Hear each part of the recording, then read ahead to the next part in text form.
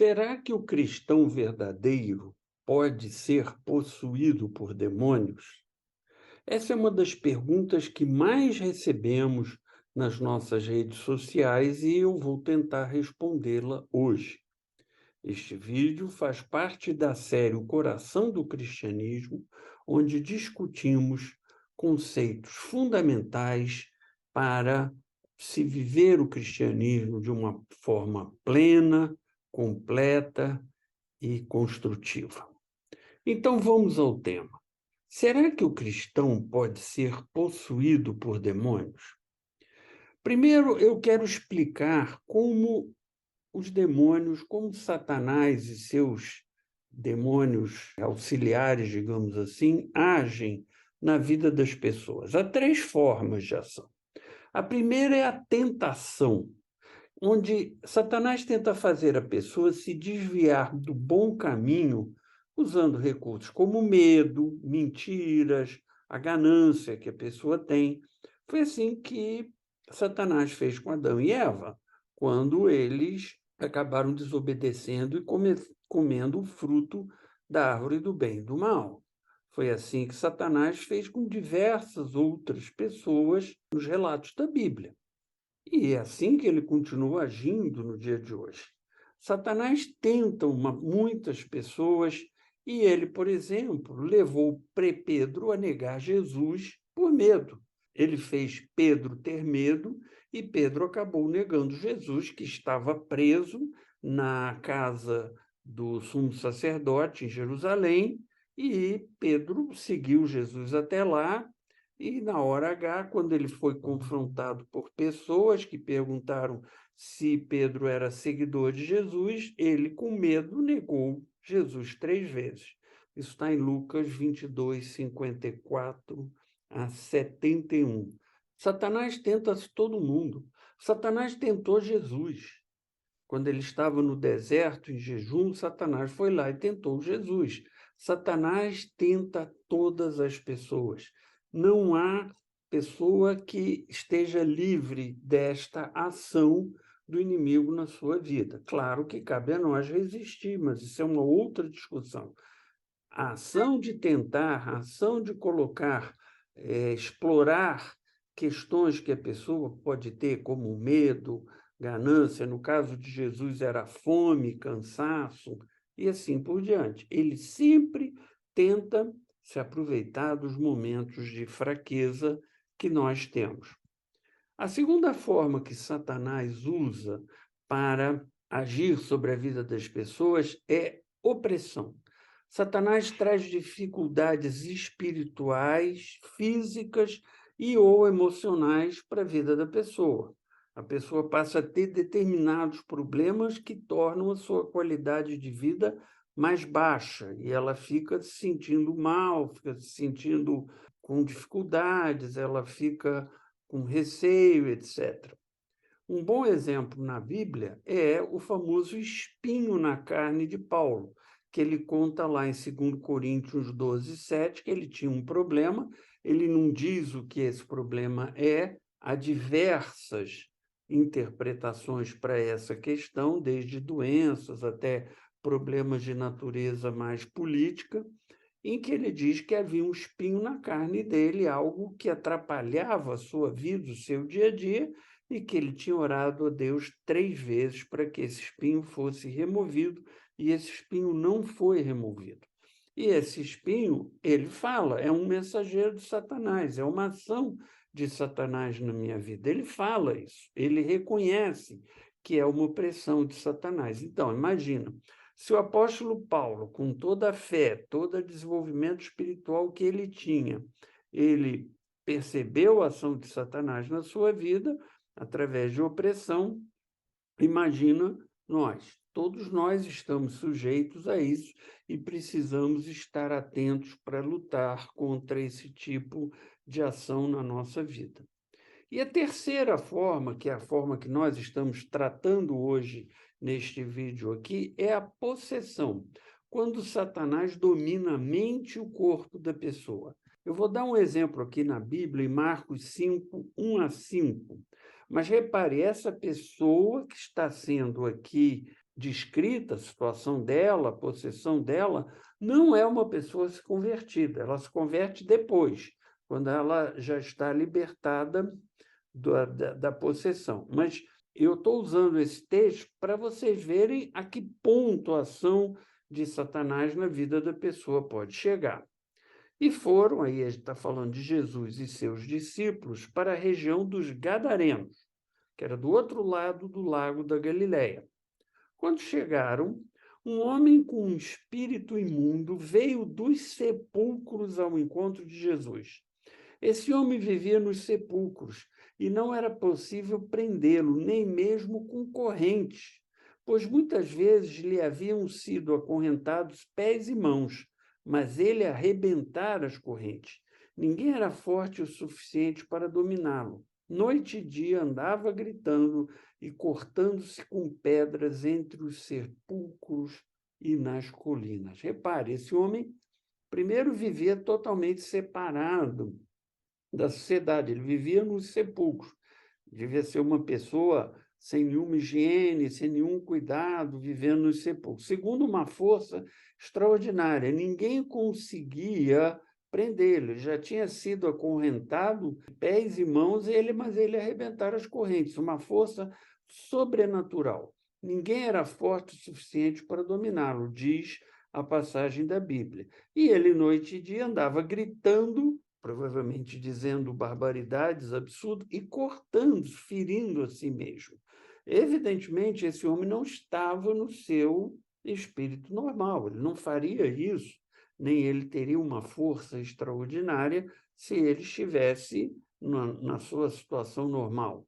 Isso era fruto de um espírito imundo, ou seja, um demônio, que estava na vida daquele homem. Isso dá uma ideia do que é a possessão. Então, Satanás pode nos tentar e pode nos oprimir. E isso acontece porque damos brecha. Veja o que Paulo diz em Efésios 4, 26 e 27. Irai-vos, mas não pequeis. Não se põe o sol sobre a vossa ira. Não deis lugar ao diabo. Paulo aqui está falando da questão da ira, da briga entre pessoas. E ele disse, você pode ficar irado, mas não pode pecar. Não pode fazer certas coisas. Não deis lugar ao diabo, não deis espaço ao diabo. O que ele está dizendo aqui é que a gente dá espaço ao diabo. A forma que eu estou me referindo a isso é a gente dar brecha ao diabo. Então, Satanás nos tenta e nos oprime nas brechas que existem, ou por situações naturais, como quando Jesus estava com fome por 40 dias no deserto, ou Pedro estava com medo, era natural sentir medo. Satanás aproveitou a brecha aí. Ou coisas que a gente faz, como ira. No caso de Paulo do espinho na carne, tinha a ver com soberba. Ele mesmo, Paulo, reconhece isso, para que ele não se ensoberbecesse, ele não ficasse se achando importante, etc. Era um alerta para ele constantemente de que ele era uma pessoa como as outras e que ele estava sujeito aos problemas que outras pessoas estavam. E, conforme eu já falei, cabe-nos resistir a Satanás, porque se a gente resistir, ele vai se afastar. Tiago 4,7 diz, sujeitai-vos, pois, a Deus, resisti ao diabo e ele fugirá de vós.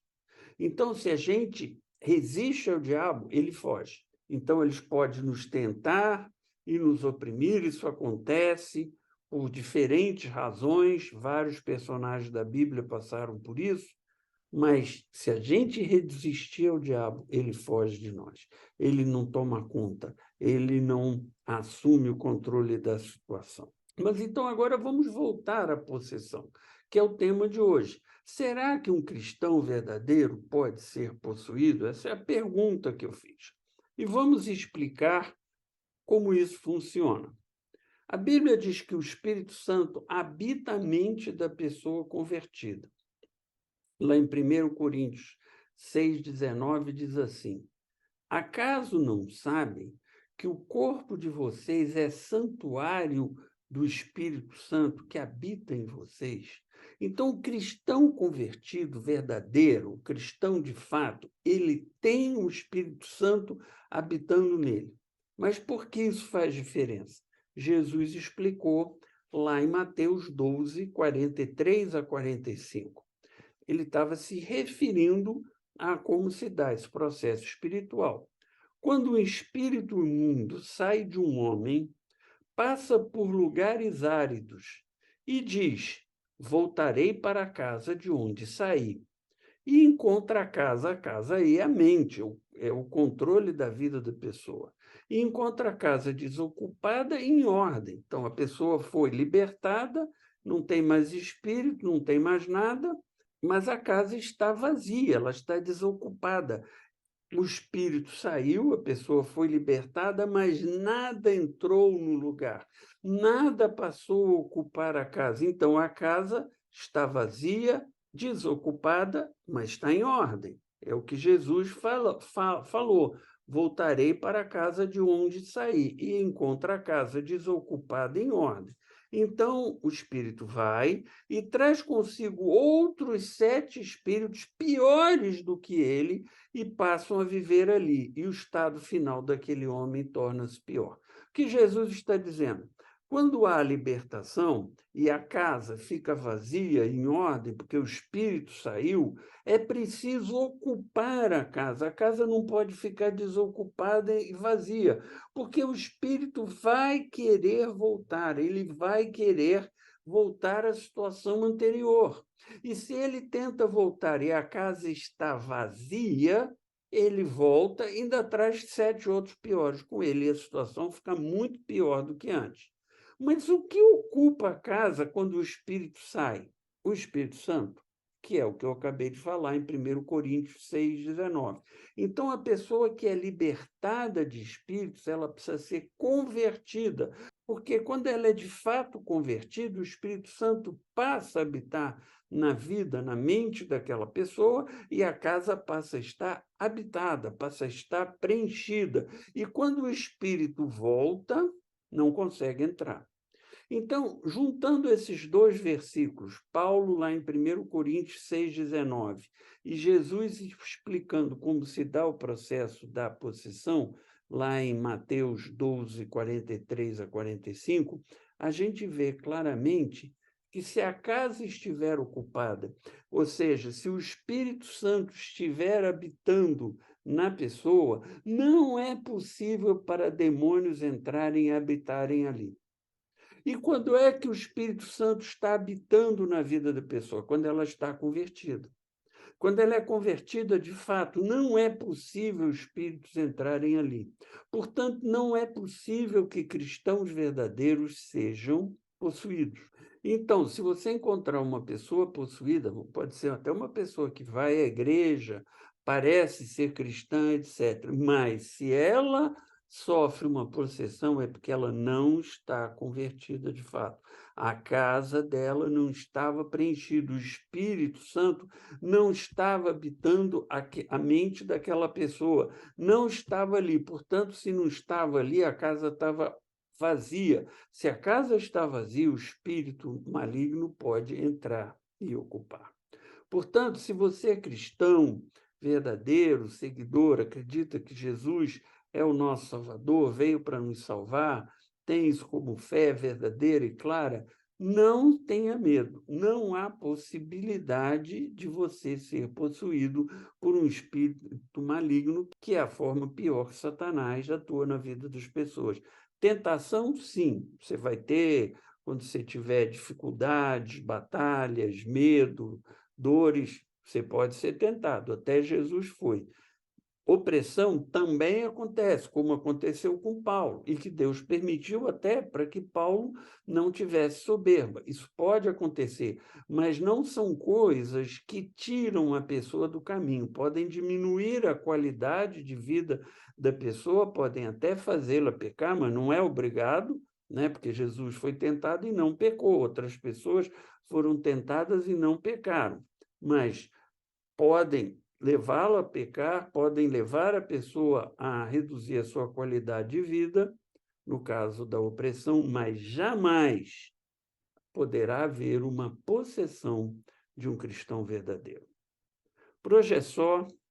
Se você gostou, dê o like, nos siga nos nossos canais, divulgue esse material para outras pessoas, porque o nosso objetivo aqui é falar do Evangelho de Jesus Cristo para o máximo de pessoas possível. E que Deus abençoe a sua vida, que Ele ilumine os seus caminhos e que Ele te dê a paz. Tchau, tchau.